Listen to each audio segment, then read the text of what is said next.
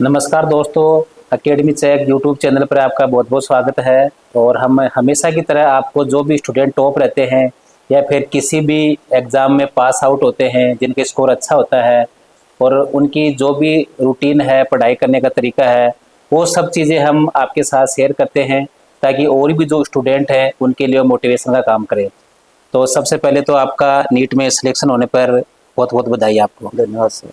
सबसे पहले आप अपना परिचय है वो हमारे दर्शकों को बता दीजिए। सर मेरा नाम कृष्ण सैनी है और मेरे पिताजी का नाम माधव प्रसाद सैनी है और मेरा नीट का स्कोर 540 और ऑल इंडिया रैंक 17,521 है। अब सबसे पहले तो आपकी पूरी जर्नी के बारे में हम चर्चा करेंगे। सबसे पहले ये चीज़ है कि आपको इस चीज़ की मतलब प्रेरणा कहाँ से मिली कि आपको डॉक्टरी बनना है? जब मैं 10th पास आउट था तब मेरी इच्छा थी कि मैं नेवी एयरफोर्स में जाऊँ। ठीक है। तो मैं वहाँ मेरी मेडिकल इश्यू की वजह से मेरी अंगुली कटी हुई, उसकी वजह से मैं जा नहीं पाया। अच्छा अच्छा।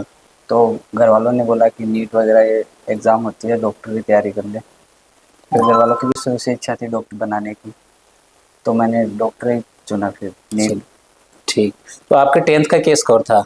मेरा 10th का स्कोर 88% था। 38 था। और क्या स्कोर था ट्वेल्थ का? 12th का 97.20 था। ठीक है। आपने कोचिंग कहाँ से की? मैंने कोचिंग मैट्रिक्स सीकर से की। अच्छा। तो आपको जो एक पढ़ाई का तरीका है, मतलब आपका जो डेली रूटीन क्या था, वो क्या था पढ़ाई करने का? मेरी सुबह की कोचिंग थी, तो मैं सुबह 5 बजे उठकर 6 साढ़े 6 बजे कोचिंग स्टार्ट हो जाती थी हमारी। तो कोचिंग चला था, फिर 1 बजे छुट्टी होती थी, फिर 1:30 2 बजे तक खाना खाकर फिर 10 15 मिनट आराम करके फिर लगभग 5 6 बजे तक पढ़ता था। फिर 5 10 मिनट का फन टाइम होकर फिर वापस पढ़ने बैठ जाता था। फिर रात को 8 बजे खाना खाने बैठता था और लगभग 8:30 बजे तक खाना खाकर फिर रात को 11 बजे तक सो जाता था। ये मेरा पूरा प्लान रहता था एक अच्छा। दिन का। और जैसे कि आप बात करें कि हर स्टूडेंट की कोई ना कोई सब्जेक्ट है जो काफ़ी कॉन्फिडेंटल होती है, कि उनको ये लगता है कि ये सब्जेक्ट मेरी काफ़ी मजबूत है। तो आपका कौन सा सब्जेक्ट था नीट के अंदर जिस पे आपका ज़्यादा फोकस भी था और आपका मतलब कि उसके ऊपर कमांड भी अच्छी थी? मेरा सबसे अच्छा सब्जेक्ट तो फिजिक्स ही था, अच्छा। पर इस बार पेपर थोड़ा हार्ड आया, फिर भी मेरे 90 स्कोर रहा था, फिजिक्स का चलेगा। तो आपकी कोचिंग में जैसे ऑनलाइन स्टडी की बात करें कि आप ऑफलाइन पढ़ते थे, तो किसी ऑनलाइन प्लेटफॉर्म का भी यूज़ किया आपने कभी? नहीं, मैंने कभी ऑनलाइन क्लास नहीं दी। अच्छा। और कोचिंग के अंदर टेस्ट सीरीज वगैरह होती थी? हाँ बिल्कुल होती थी, डीटीएस वगैरह होती थी, आरटीएस माइनर। हर 14 दिन से माइनर होता था, हर 7 दिन से आरटीएस। फिर सिलेबस कंप्लीट होने के बाद में डीटीएस टेस्ट सीरीज होती थी, लगभग 2 2.5 महीने की। रोजाना टेस्ट होते थे उसमें। अच्छा। अब अपन बात करें कि जैसे आपके जैसे और भी काफ़ी स्टूडेंट हैं जो कि ग्रामीण क्षेत्र से हैं और वो भी नीट की तैयारी कर रहे हैं। गरीब अनपढ़ मजदूर हैं जो अपने बच्चों को सीकर जैसी कोचिंगों में भेजते हैं। तो आप उन बच्चों को क्या संदेश देना चाहोगे कि किस तरीके से पढ़ाई करनी चाहिए? सबसे ज़रूरी है इसमें कंसिस्टेंसी ज़रूरी है। कंसिस्टेंस रहना पड़ेगा पूरी साल। और जो भी स्कोर डाउन अप डाउन होता रहता है स्कोर में, उसको देखकर निराश नहीं होना चाहिए। मेरा खुद का स्कोर कभी कम आ जाता, कभी ज़्यादा हो जाता था, पर अपन को कंसिस्टेंट रहेंगे, रोज़ का रोज़ कार्य करेंगे तो एक दिन ज़रूर रिजल्ट आएगा अपने। कहने का मतलब है कि कंटिन्यूटी जरूरी है। कंटिन्यूटी तो ज़रूरी है। आपने कितने अटेम्प्ट दिए? मैंने 3 दिए थे अटेम्प्ट। अच्छा, 3 अटेम्प्ट दिए, मतलब तीसरे अटेम्प्ट में आपका चयन हुआ। हाँ। तो जैसे पिछले 2 साल में आपने तैयारी की, तो कभी आपके मन में ऐसा आया कि नहीं 2 साल हो गई, माइंड में किसी चीज़ की टेंशन हुई हो, मतलब एक स्ट्रेस आ जाता है कि नहीं होगा मेरे से, ऐसी चीज़ें कभी आई दिमाग के अंदर? नहीं, ये सब बिल्कुल पहले साल से नहीं आता था ऐसे, तो कि हो जाएगा, चलो इस बार हो जाएगा। ऐसे पॉजिटिव माइंडसेट के साथ पढ़ाई करता था ताकि उसका रिजल्ट अच्छा है, पॉजिटिव माइंडसेट के साथ पढ़ाई करे तो। और जैसे एग्ज़ाम के समय हर स्टूडेंट को एक स्ट्रेस होता है क्योंकि बहुत बड़ी एग्ज़ाम है। हाँ तो बहुत। आपने उस स्ट्रेस को मतलब कैसे हैंडल किया उस समय? उस समय तो लगभग एग्ज़ाम के 10 15 दिन पहले तो मेरे भैया साथ में थे मेरे वहाँ पे, तो डेली का रूटीन देखते थे, तो उनसे बातचीत हो जाती थी, घर वालों से बात होती थी, तो अच्छा फील होता था। तो स्ट्रेस कम होता था घर वालों से बात करने की। अच्छा। और मतलब पेपर देते ही आपको लग गया था कि इस बार मेरा सिलेक्शन हो सकता है, क्योंकि पेपर भी हार्ड आया था? काफ़ी स्टूडेंट थे जिनको ये लग रहा था कि पता नहीं इस बार क्या होगा, आपका भी तीसरी बार चांस था। तो पेपर देने के बाद में आपकी क्या प्रतिक्रिया थी, आपको क्या लग रहा था सिलेक्शन को लेकर? पेपर देने के बाद प्रतिक्रिया तो यही थी कि एकदम पूरा स्ट्रेस का माहौल हो गया था कि क्या आ गया पेपर में, लग ही नहीं रहा था कि सिलेक्शन हो जाएगा। अब ये भी नहीं प्रेडिक्ट करते कि सबके लिए हार्ड था, मेरे अकेले के लिए हार्ड था। उस टाइम पे तो कुछ समझ में आता नहीं है। उस टाइम पे तो सिर्फ ये लगता है कि 650 स्कोर नहीं हो रहे अपने, तो मेरा नहीं होगा। पर दूसरे या तीसरे दिन मेरे को पता चला कि कोचिंग वाले रैंक कट ऑफ प्रेडिक्ट कर रहे थे, कोई 515 कोई 525। तब लगा मेरे को यार हो तो सकता है, एक बार अपन आंसर की से मिलाएं।